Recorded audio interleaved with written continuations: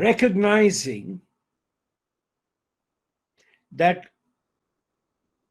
no constitution can be rigid and should have within it the power to correct course from time to time. They created the amending power. It was a power given in trust. And we have seen that trust being abused on many occasions. One of the fortunately least significant but most telling abuse of the amending power was to tinker with the preamble. They put in provisions which would enable the government to shrink for defined periods the freedoms of citizens in case of emergencies. We have seen how that power was abused.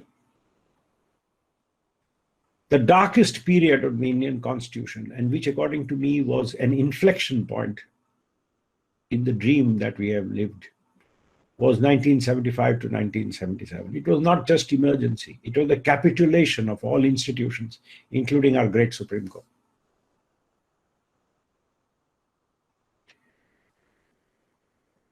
The Shivkant Shukla judgment, in my 40 plus years at the bar, I have never cited.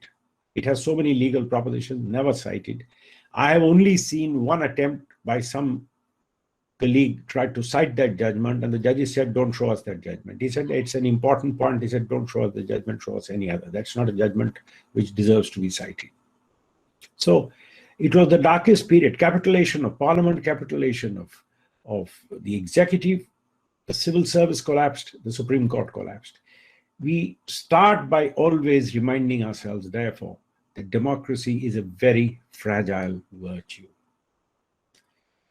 So we have created for ourselves a sovereign democratic republic,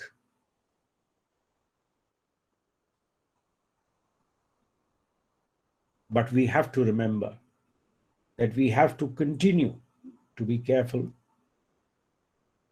that we retain democracy in its strengthened form, and never again should we ever allow the kind of aberrations that took place in 75, 77.